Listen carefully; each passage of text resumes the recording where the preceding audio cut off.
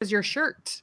There you go. So, okay, we are live after a slight delay, a little tech trouble, but that's the story of every real estate agent's life, I think, right? So, um, Absolutely. I'm so excited to have Ricky Caruth here with me. So, Ricky, why don't you introduce yourself to everybody who's watching? And I'm going to go relink things so that people can join with our new link since the original one is no longer any good. Yeah, no problem. So thanks for having me and all that good stuff.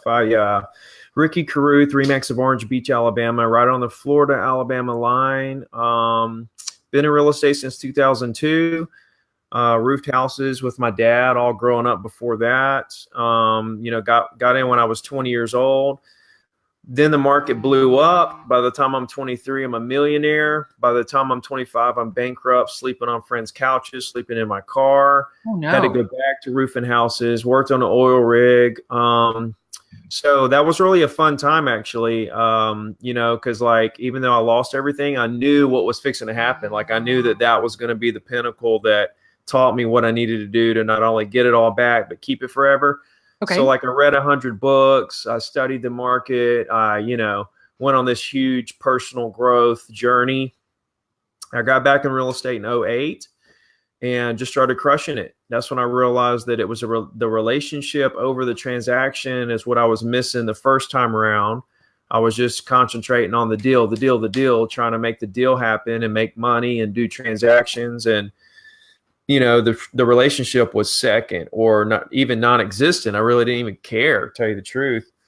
And so that's not really why I got in the business in the first place, but I kind of lost myself somewhere in the money and then just started crushing it. I built my way back up to the top, got to where I was selling 100 deals a year, single agent, 2014. And so since then, I've done over 100 deals a year since. So this year, I'm almost to 100 deals now. I did $1 million in GCI last year. I'm almost there again this year. Wow. Last year, I wrote 2 books and started coaching agents for free, started YouTube, started podcasting, and all the good stuff. So I'm pretty much just awesome. Yes, I think that is a very true sentence. And also, like, dude, how much do you have more time in the day than the rest of us? Like you have 100 houses on your own. Like 65 houses is my max where I'm Yeah. like crying every day. So how do you not cry every day? Yeah, last year I did 129. I think that a big thing for me for doing so much is that I don't worry about every little thing. And also the way that you got to figure out how to be more efficient, and I think a lot of people, I don't know how, you get your leads or this or that, but I've found that property owners are super efficient leads.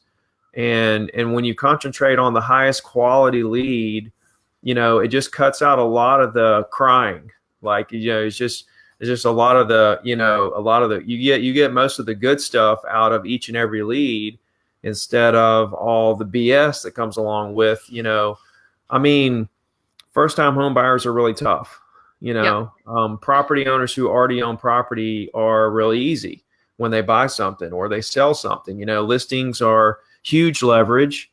It's the greatest time multiplier in the history of real estate. And, when you deal with property owners, you're dealing with a possible listing, which gives you leverage, and you can just kind of forget about it, let it sell, let the process take care of itself. And then if they buy, they're like a dream buyer. They know what they want. They know how to get it. They already know all the property taxes, maintenance taxes, all the stuff that you have to educate a new home buyer on. You don't have to go through all that. So I've just over the years figured out what's most efficient, what's not. Another part of it is deciding what kind of property in your market is the best efficient, price range to be in, because there's properties at a certain price range that sell better. Yeah. You find the highest price range that sells the best and kind of concentrate on that. And with the way I do it, concentrating on property owners, I can pick out what price range I'm in. It's not like I'm getting buyer leads and I just kind of take whatever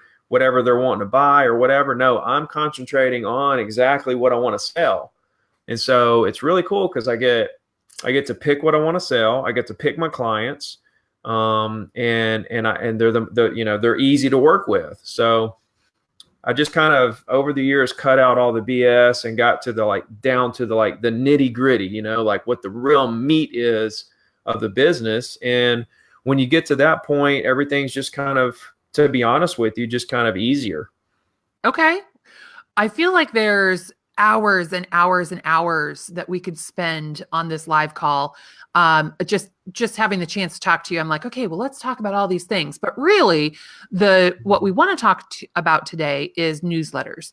So I run Savvy Agent, and in Savvy Agent Club, every month we do like a new training on something. And so this month we're focused on newsletters. And I think it's really incredible. And my newsletter was in part inspired by yours, although it's different than yours. And I think that's the beauty of a newsletter is they're all unique to you as the agent. Yeah. But I'm going to guess that your newsletter is one of those efficiencies. And while you have to do it every week, it's still sort of an automated thing where it's probably in your schedule to do it and it gets sent out. Maybe an assistant helps. So it does help reduce your time while at the same time nurture those leads that exist in your database that you may not really even remember.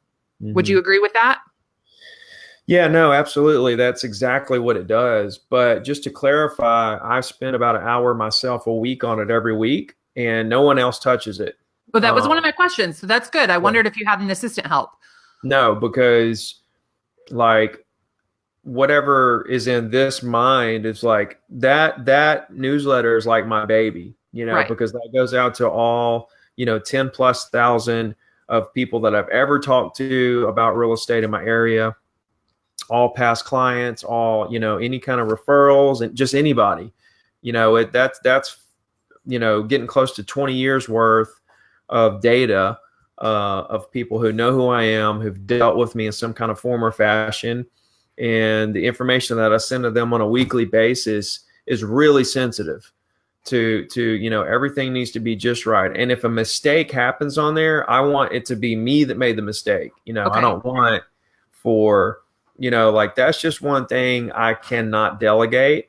I can delegate a lot of stuff, but the newsletter is something that nobody, I don't care how, busy I get or how much money I'm making or, where all this stuff goes. I'm never going to give up that single thing. If I find myself traveling around speaking and I'm like between London and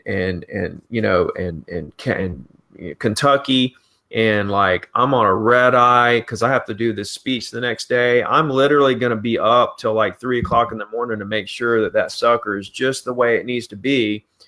So that because it is an extension of yourself. It's a representation of who you are for your clients, and it shows them how professional, hardworking, consistent, all the things that they want out of an agent.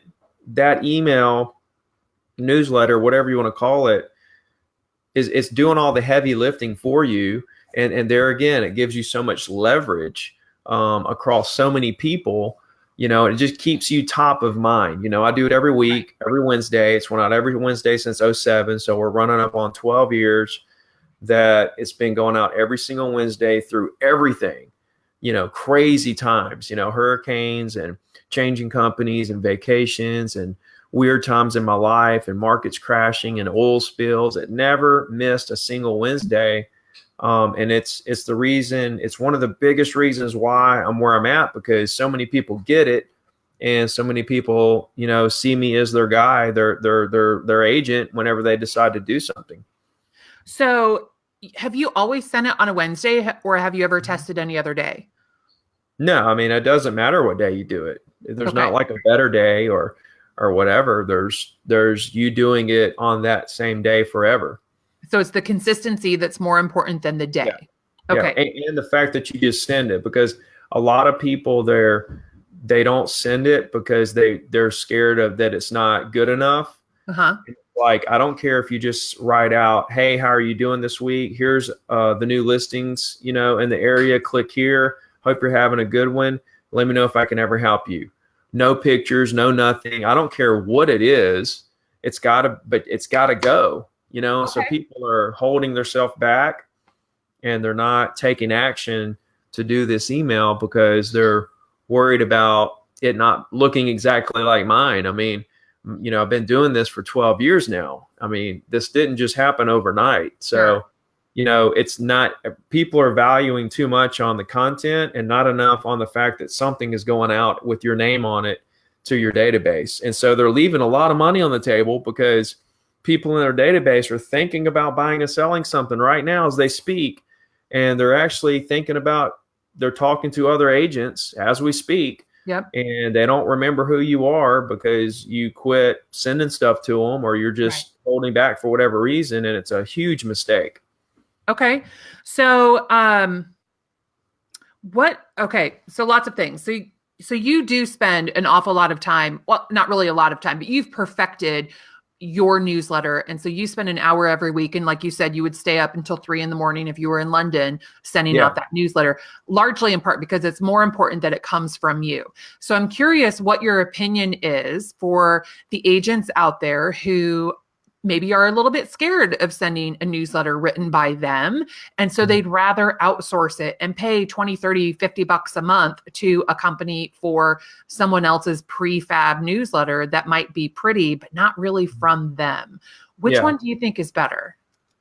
I think that the person that's sending out that automated message and all that, you're probably going to retain maybe, 5%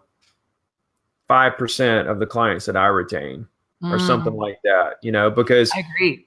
A couple of reasons. One is no one cares about what color to paint your wall in the winter or how to cook shrimp etouffee in the spring or whatever the article is. Nobody cares. They want real market facts. Right. They want to see new listings, closed sales, pendings, a nice picture of the area, articles. They want to see some stuff that's like,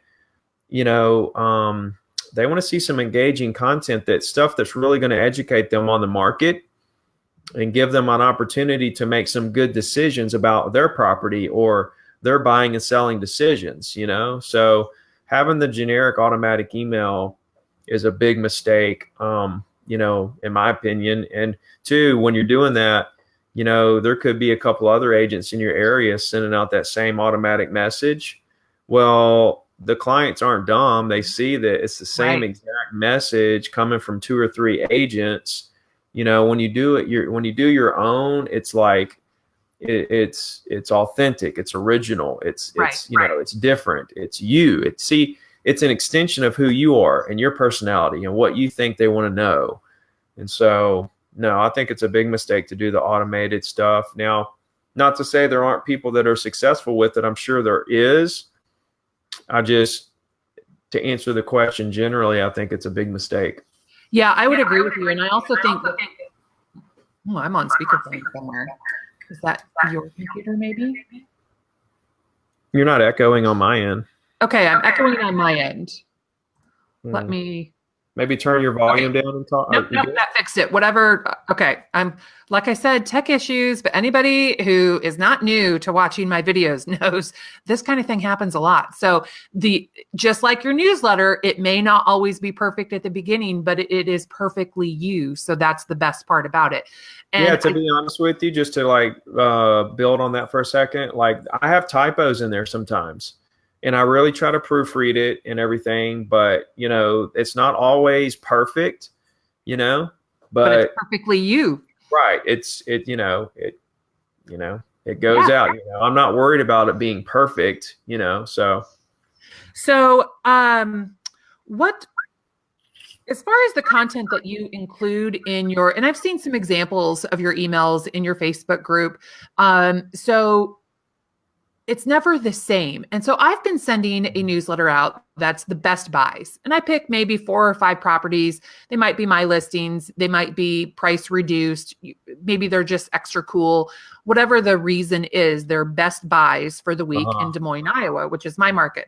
And so that is I find myself going down a rabbit hole of, okay, well, why is this a Best Buy? And, it takes a little bit longer than I would like it to for me to select that information. However, your newsletter, oftentimes you have like a stat of the week for different things. So how do you select the content that goes in your newsletter? Do you have a plan in advance, or is it on the whim? Or tell us about that. How do you craft it? Totally on the whim. I basically will wake up on Wednesday. Like today, I'm actually going to try to get it done for tomorrow, because I have some things I want to do tomorrow. So I actually try to craft it today.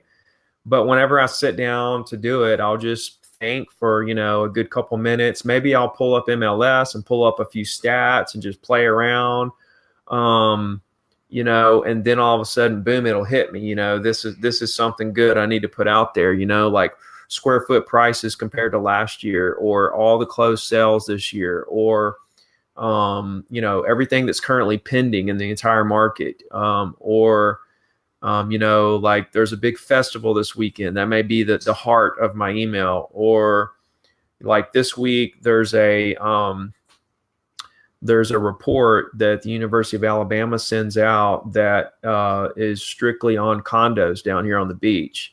And it's a really good report. It kind of goes deep with a lot of statistics and charts.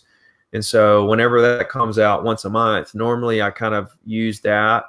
So that came out yesterday. And so I think I'm going to use that for tomorrow's, report. So it just depends. I don't really have a plan week to week, because here's the thing. The market there may be some breaking news, Tuesday, that I need to get out there, like the hurricane, for example. I mean, that thing came out of nowhere.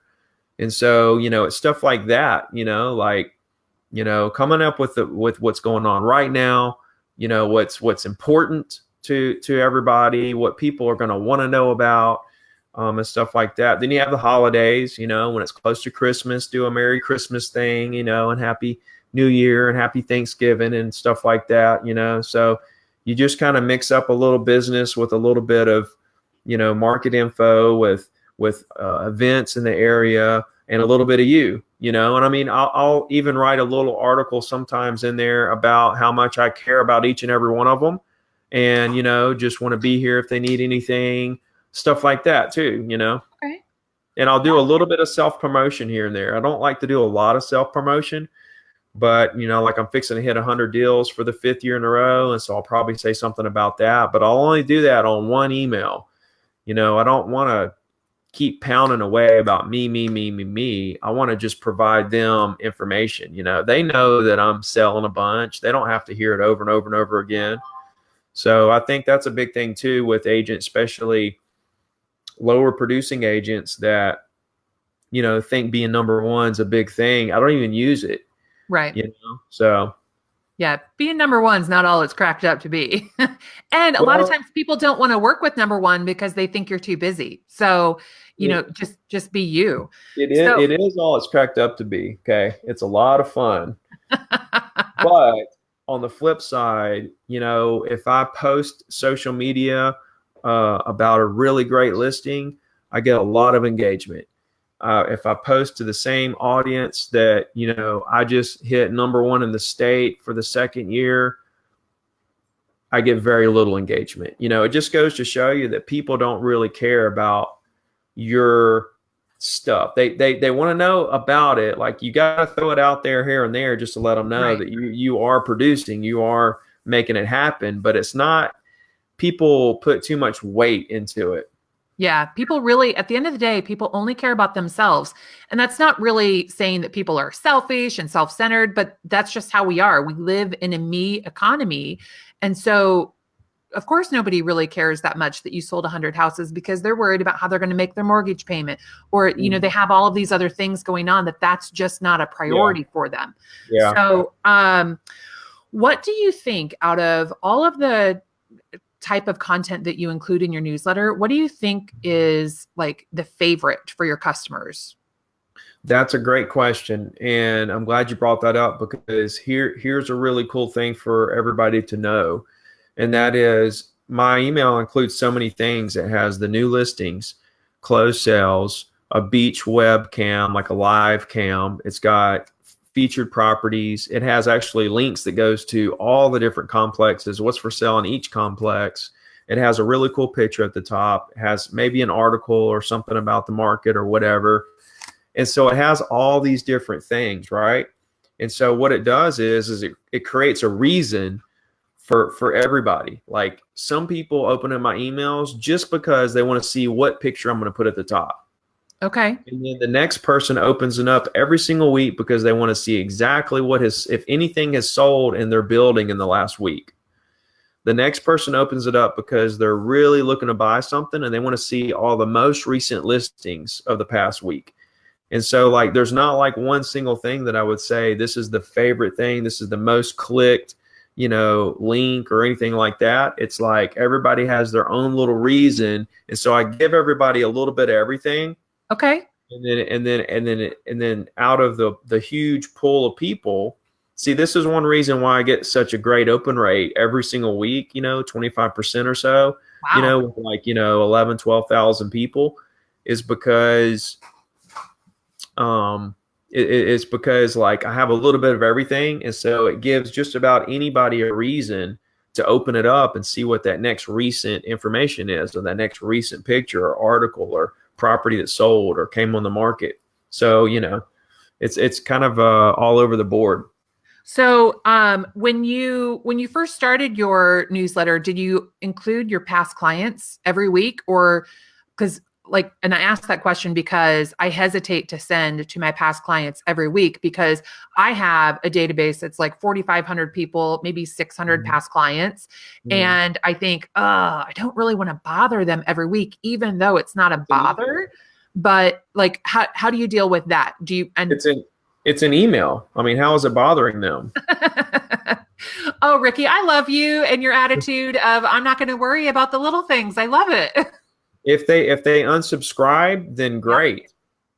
Because then you don't have to pay to send them any more emails. Okay. Well, it costs very little to send emails, but it's just like, if this is how I do business, right? And I'm not going to make everybody happy. So if you don't like the fact that I'm doing a hell of a job, then we don't need to do business anymore. If you don't like the fact that I work so hard and like I give you everything you need every week, then I don't know what else I can do for you.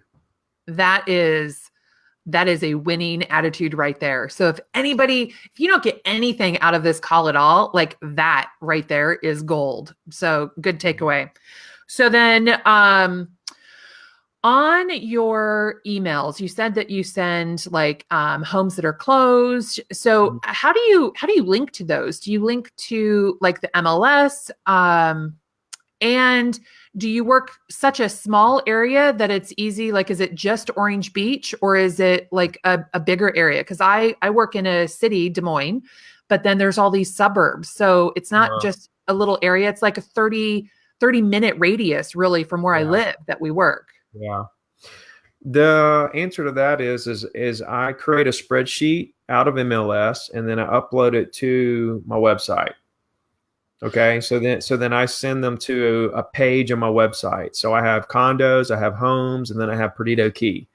And so what I would do is I would say on your email, if I were you, I would have the link say all closed houses or whatever, or all closed, sales or whatever. And then that link go to your website. And then on that website page that link goes to, there's different links that goes to different areas. So you'll have your different areas that you want to separate. And that way you've got one link on your email that goes to your web page that then gives them an option. Which area do they want to see closed sales in? Yep. And then they can click on one of those and then go, and that way on your email, it's just one link, but then on your website. So that one link actually takes care of all the areas, but it actually is separated out. Okay. That's good. Good call. You use Constant Contact to send your email out. Is that right? Yeah. Okay. So a list of like 11, 12,000 people, that's probably going to cost you some scratch every month, right? I don't know what, I guess it costs maybe $200 or $300 or something like that. Yeah. So if you're a brand new agent, I mean, spending $200, they probably don't have a database that size. So that would be, I think like up to 500 people, it's free or something. And okay. then like from 500 to 5,000, it's like $50 a Okay. month or something like that. But the beauty of it is, like if you call them and say, hey, Ricky sent me, and they will make you and say, look, make me a template just like Ricky's. And they will make you a template just like mine, and then you can plug your stuff into it and make it what you want. And so they've made it kind of easy for people in that regard. But yeah, it's up to 500, I think it's free, and then from there to 5,000 is 50. And like you put your people in there, and then you create this amazing email, and then you click send, and it sends to all of them. Now, I've been using Constant Contact for 10 years now. Oh, so you've never even had a different provider? Oh, absolutely, I have. Oh, Yeah. okay. Okay. Yeah. Well, I didn't have a different provider like that. Like what I did, you don't want to hear the story of like how this started. Like I had no website. I was sending out through Yahoo. I sent 1 million emails out in 2008, and I did it one email at a time, 100 emails per email, 5 times an hour. Okay, because Yahoo has restrictions, right? You can only send so many per email, so many per hour, or you're like spamming. And so I sent 5 emails an hour with 100 email addresses per email, had no website, nothing. And like, that's how it all began as far as like doing it. And so like I did that and developed this database, and then it got to where it had like 1,000 people I was sending to every week. And I was like, man, this is, and then I think, like 2,000, once I got up to, 1,000 or two, it's like, this is rough. And so then I started researching, and a buddy in my office was using Constant Contacts. And it was like, I didn't have to do 100 per email 5 times an hour. I could just say, boom, and send one email out to the whole database. Yep. I love so it. that was what was attractive to me for Constant Contacts. And then it's been really good for going straight to people's inboxes and not spam. Yep. And I just have now I switched over to BombBomb for a second just to see what would happen, and it went to spam. Interesting. And it's because the embedded video, Yahoo, Gmail, Hotmail, AOL, they all pick up, and several others, I'm sure, they pick that video up, that embedded video, and they red flag it, and it's in their spam folder. My open rate went from 25% to 18% in the first 2 weeks, which is like 600 people who were opening my emails that weren't getting it anymore. They weren't even seeing it. Yep. And so I immediately switched back to Constant Contacts and said, screw the embedded video. If I want to do a video, I'll put it on YouTube and put a link on it or something. I'm not going to screw with my open rate on this. That's a lot, 600 people. Man, that's crazy. Right. So what would you do if, and maybe you've had to tweak your email in the past? So let's say your open rate right now is 25%. Has it always been 25%, or has it ever been lower and you had to tweak some things to get it to improve? No, I don't care what the open rate is. I don't try to make it better or worse or I just provide good content. Here's the thing people are really missing with open rates, and this is just something I've been thinking a lot about lately. Okay. People are putting too much value on the open rate, and what they're devaluing is the people who didn't open it but saw it in their inbox, knows that they're there for them. They know that that's their agent, right? But they didn't open it, so the agent is devaluing it. And so it's like the impressions are even just as valuable as the people who are opening it, the people that see it in the inbox, but they're not interested right now, but they will be in 2 years. And when they become interested, they know that your email is there every week. They know they can open it and look at stuff and then call you and all that stuff. And so, who cares about the open rate? It's more about how many people it's more about the quality of your database. Like, are you just getting emails from wherever and then just throwing them in there?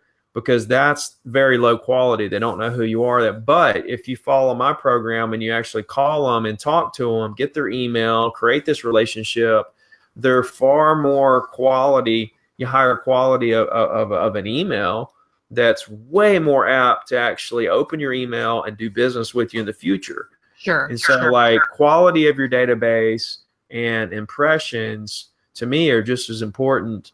Quality is the most important thing, but impressions and open rate to me are equally important. Okay. Oh no, the echo's back. I don't even know what to do about that.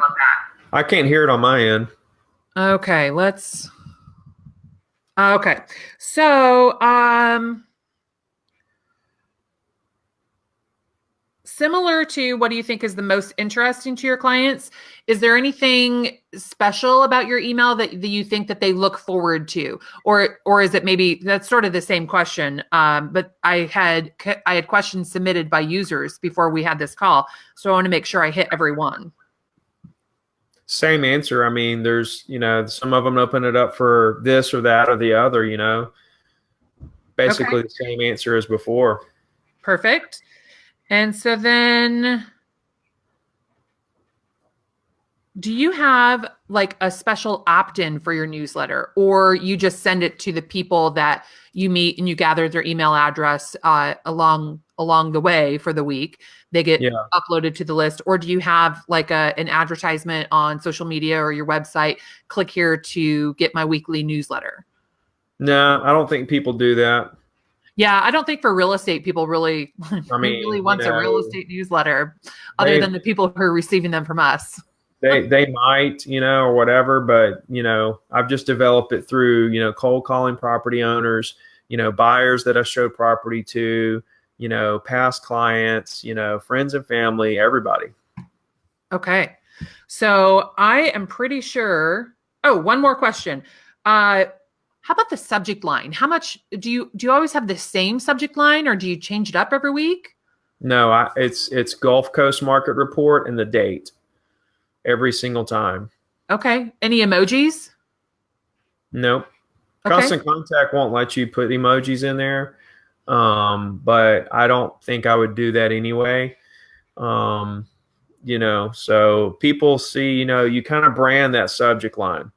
Mine is branded now after all these years as the Gulf Coast Market, it's Gulf Coast Market Report.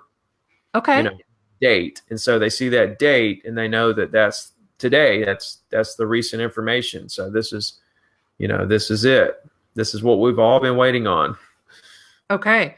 So I'm looking here on my phone to hopefully avoid an echo to see if we have any other questions. I'm getting updates on the echo. It's gone again. So that's good. So Suzanne said that was fascinating about BombBomb. So yeah, that's really interesting. I didn't know that either about the video embeds, but it makes sense because everyone is so uptight about spam. So if they can filter that out, why not? Amy said, one of my best mailers was riddled with typos and I was so embarrassed. And then her comment is maybe cut off here, but I'm going to guess what she's saying was that she was so embarrassed, but she had so many people contact her from it because it was the best mailer. So don't worry about being perfect, but be perfectly you. Mm-hmm. And then Kim had a comment that you're so right. As newer agents, we do worry about the perfection of the item sent. Yeah. So that was a good tip. So Ricky, if there is anything you could impart with us as to like the one thing that we should take away from this call. I mean, I've dropped a couple one things that we should pointed out that people should notice, but what would you tell our audience here today? The one thing that they could do with their newsletter for success? I think the biggest thing, like I said from the beginning, is just the consistency of it. So you got to pick a day. You got to commit to that day for the rest of your life. That this email is going to go out every single week on this day forever. And that's just the bottom line. And then whatever the email turns into is whatever, you'll learn, when people ask you questions or, you'll kind of learn what people want as you go along. Okay. and you can tell people where to find me and my, examples of my newsletters and all my stuff if you want to or whatever. But, all my stuff is free. Like, I don't charge anybody anything. I'll tell you everything I know about everything. And so I think consistency is the key, picking out a day every week. And I think too, a lot of people are scared of the week thing, but really that is perfectly frequent. That's the perfect frequency, because once a month is too short. Bi-monthly to me is too short. Every week puts you right on top of their mind at all times forever. And it's just perfect. Like, people get spam mail every single day. Yeah. Every day their inbox is full. And so for you to do one once a week, it just shows how hardworking you are. Like, when you're bi-monthly or you're once a month, people kind of see you as a part-time agent, I would think. I love it. What a great mindset about it. That's perfect. Mm-hmm. Well, so Ricky, why don't you tell people if they, if people are interested in connecting with you after this is over, of course they can comment on this post, and I can field the comments, and if there's something I can't handle, I can bring you in to respond to them. But if people want more Ricky after this, where can they connect with you at? There's so many places, but I would say that the best place is at my website, 0to-diamond.com. And I've written 2 books. They're there. I have a complete free course, totally free. It's there. It goes through my entire game plan. And then we have the Facebook group, 0 to Diamond Real Estate Agents. And then you can find me on YouTube and Instagram. Well, there's actually a lesson in the course called Ricky's Weekly Email, where I have 2 video tutorials and a little, it's a lesson in the course about the weekly email. Okay, awesome. You said at the beginning of this live, remember you said basically I'm awesome. And I'm confirming you're totally awesome. So thank you so much for spending time with us here today. And I think this was great, excellent information for everybody. So thanks so much. And I can't wait to see what you do next. Absolutely. Thanks for having me. All right. You're welcome. See you later. Right. Now, how do I cancel this? Oh, end broadcast. See, tech issues, like unprepared.